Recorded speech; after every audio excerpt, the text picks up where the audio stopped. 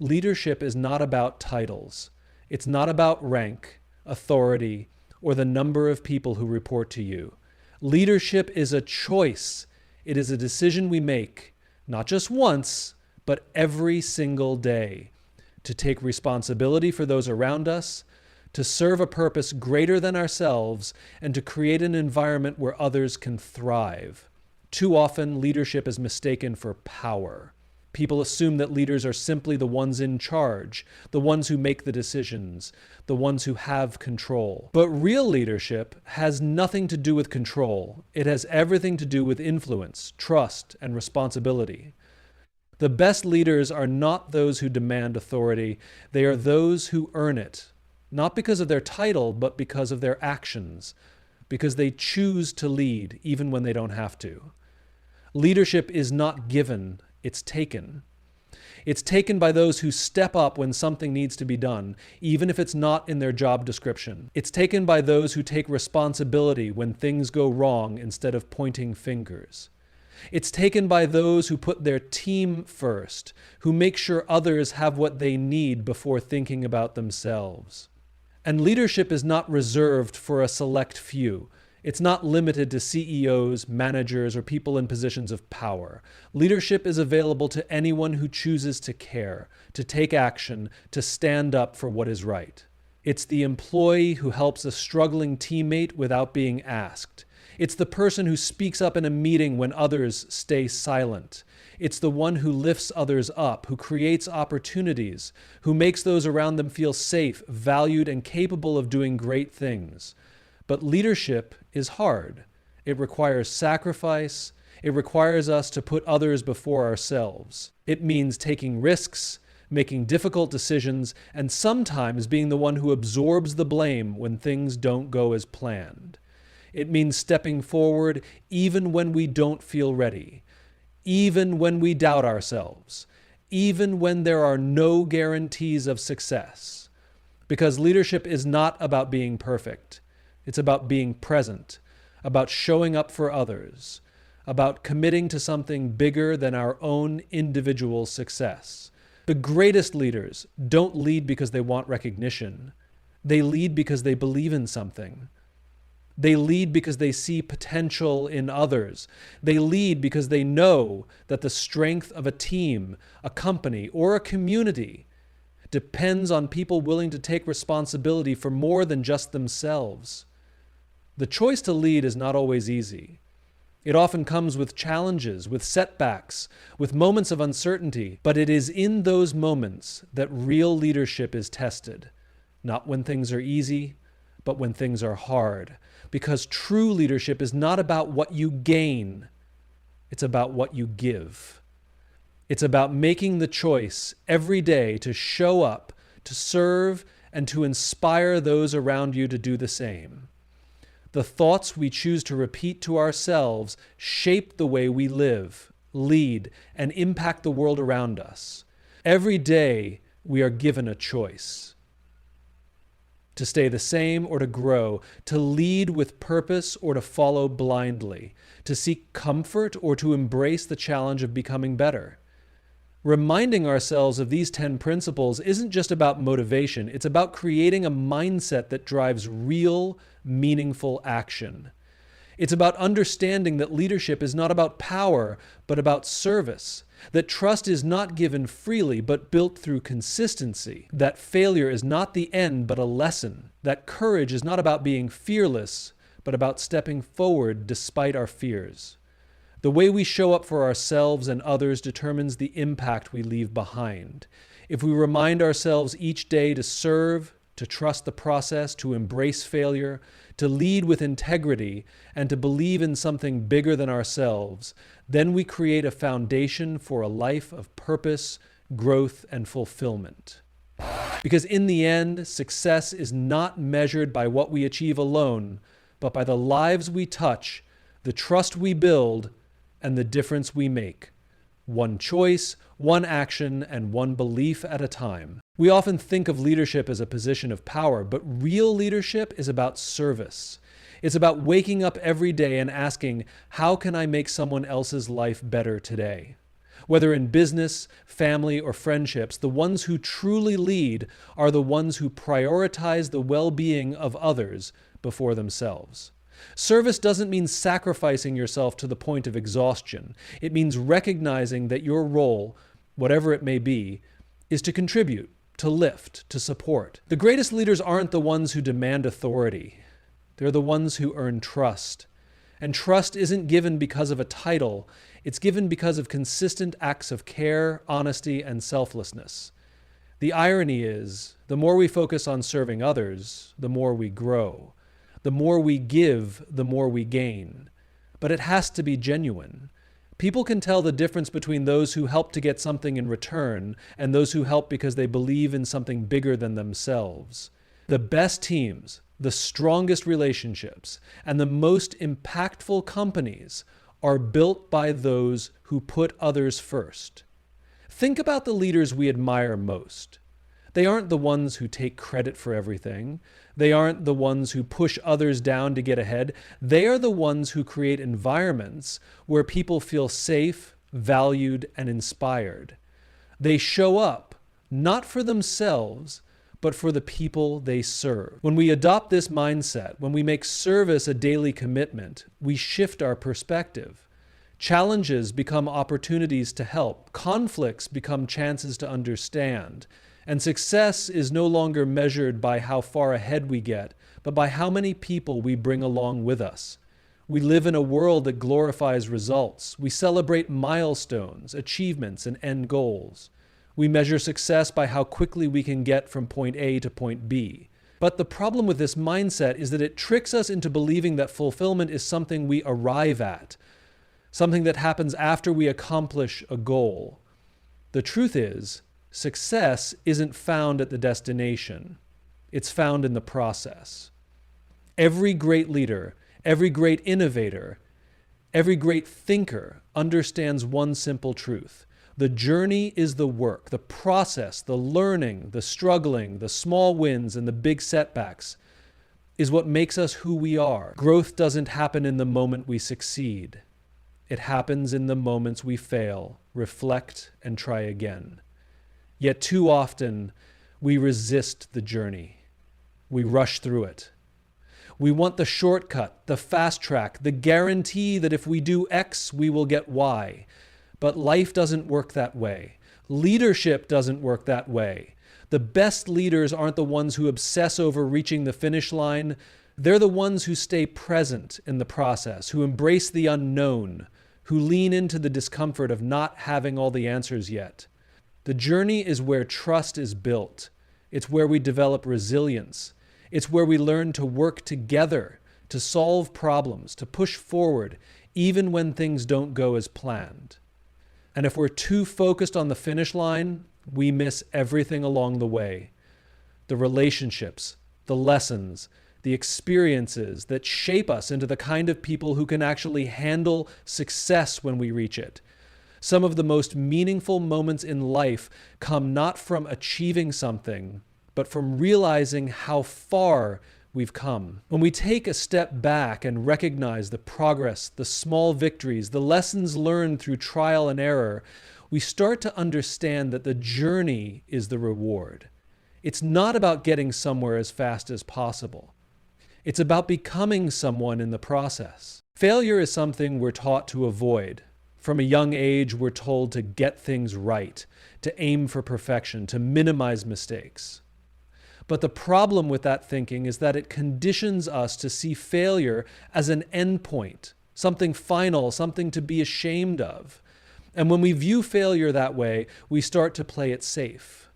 We avoid risks, we hesitate to try new things, and we stop pushing ourselves beyond what feels comfortable. But here's the truth. Failure is not the opposite of success. It is a necessary part of it.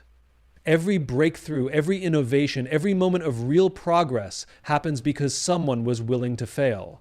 Because someone was willing to try, get it wrong, learn from it, and try again.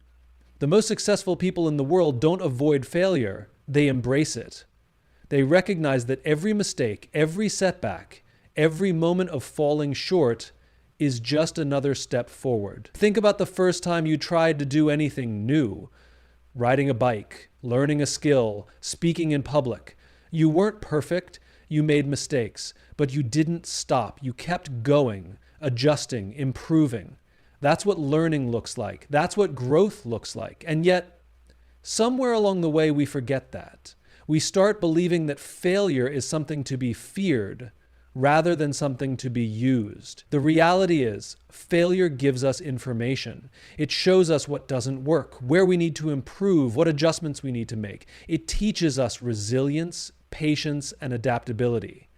The best leaders, the best teams, the best organizations are not the ones who avoid failure. They are the ones who create a culture where failure is seen as a stepping stone rather than a stumbling block. But that requires a shift in mindset. It requires us to stop asking, what if I fail, and start asking, what can I learn? It requires us to stop seeing failure as a personal flaw and start seeing it as an opportunity to grow. Because the only real failure, the only true loss, is when we let a mistake define us rather than refine us. Trust is not something you can demand. It's not something you can buy, force, or shortcut. Trust is built slowly, over time, through actions, consistency, and honesty. Yet, we live in a world that expects trust to be given instantly. We assume that because we have good intentions, others should immediately believe in us. We assume that a title, a role, or a position automatically earns us trust. But trust doesn't work that way. Think about the people in your life whom you trust the most, the ones you would go to in a crisis, the ones whose word you believe without question. That trust wasn't built overnight. It wasn't built in a single conversation or a single promise. It was built through repeated actions, through showing up, through following through proving that they mean what they say. Trust is fragile. It takes months, sometimes years to build, but it can be lost in an instant. And when it's broken, rebuilding it is far harder than building it the first time. That's why it requires patience. That's why it requires consistency. Because trust is not just about words, it's about behavior. People don't trust what you say, they trust what you do, over and over again. In leadership, trust is everything. Without trust, there is no loyalty, no collaboration, no true teamwork. Without trust, people follow out of obligation, not out of belief. And when people don't trust their leaders, they hold back. They hesitate to speak up, to take risks, to give their bests. But when trust exists, when people believe that their leaders genuinely care, that they will be supported, that they are safe, everything changes. People commit. They push themselves, they innovate, they work together in ways that are impossible without trust. But the process of building trust is slow. It requires small, consistent actions. It requires showing up for people when it matters. It requires listening, not just hearing. It requires admitting mistakes and taking responsibility when things go wrong. Trust is not built through grand gestures or one-time promises. It is built through the quiet, everyday moments when we prove that we can be counted on. And yet, trust is not just something we receive, it's something we give. If we want people to trust us, we have to be willing to trust them first. We have to create an environment where people feel safe enough to be honest, to be vulnerable, to take risks without fear of punishment. Because trust is not just a personal virtue, it's the foundation of every strong relationship, every strong team, every strong organization. It's easy to get caught up in the idea that our work, our struggles, and our goals are just about us. We measure success by personal achievements, promotions, titles, and accolades. We compare ourselves to others, trying to get ahead, trying to stand out. But the moment we start to believe that we are working in isolation, that our efforts exist only for our own benefit, we lose sight of something critical. We are part of something bigger than ourselves. No one succeeds alone. No great leader, no visionary, no movement has ever been built by a single person working for their own gain. Every meaningful achievement in history, Every innovation, every breakthrough, every revolution has happened because people came together around something bigger than themselves, a cause, a vision, a shared belief that what they were doing mattered beyond their own individual interests. When we shift our mindset from me to we, everything changes. Work is no longer just a job, it becomes a contribution. Leadership is no longer about power, it becomes about service. Even the smallest actions start to carry more meaning when we recognize that they are part of a larger story. Think about the best teams you've ever been part of, the moments when you felt the most fulfilled, the most engaged, the most motivated. Chances are those moments weren't just about personal success. They were about being part of something, building something, creating something, moving forward together with others who believed in the same thing. That feeling is what drives people to push beyond their limits, to take risks, to stay committed even when things get difficult. But being part of something bigger doesn't just mean being on a team or working for a company. It means recognizing that everything we do, every decision we make, every action we take has an impact beyond ourselves. It means understanding that our words, our choices, our leadership influence those around us, even in ways we may not realize. The leaders who inspire us the most are the ones who remind us of this. They don't just tell people what to do, they show them why it matters. They help people see how their efforts contribute to something greater, how their work isn't just about tasks and deadlines, but about making a difference. And when people believe in that, when they see their role as part of a larger mission, they don't just show up to work. They show up with purpose. They show up with passion. They show up willing to give more, not because they have to, but because they want to. The moment we start seeing ourselves as part of something bigger, our perspective shifts. Obstacles become challenges to overcome together. Success is no longer just about personal gain, it's about collective progress. And in the end, the most meaningful things we will ever achieve are not the ones we accomplish alone, but the ones we build, contribute to, and fight for alongside others. Every day we are faced with a choice. Stay where it's safe, where things are predictable, where we are in control, or step into the unknown, where there are risks, challenges, and no guarantees. The first option is comfortable. It's familiar. It doesn't require us to stretch ourselves or face the possibility of failure. But growth, real growth, only happens when we choose courage over comfort. Comfort is tempting. It gives us a sense of security. It keeps us from feeling vulnerable. It allows us to avoid difficult conversations, tough decisions, and the fear of what might happen if things don't go as planned. But comfort also keeps us stuck. It stops us from reaching our full potential, from discovering what we're truly capable of, from making the kind of impact we want to make. Courage, on the other hand, it forces us to confront fear, uncertainty, and doubt. It means taking action even when we don't feel ready, even when there's a chance we might fail. It means speaking up when it's easier to stay silent. It means making decisions that might not be popular but are necessary. Courage is stepping forward when everything in us wants to retreat. The greatest leaders, the most successful people, the ones who inspire change, they don't have fewer fears than the rest of us. They don't have all the answers. What they have is the willingness to act despite their fears. They understand that courage is not about the absence of fear. It's about moving forward in spite of it. But choosing courage over comfort isn't just about big dramatic moments. It's about the small choices we make every day. The choice to take responsibility instead of making excuses.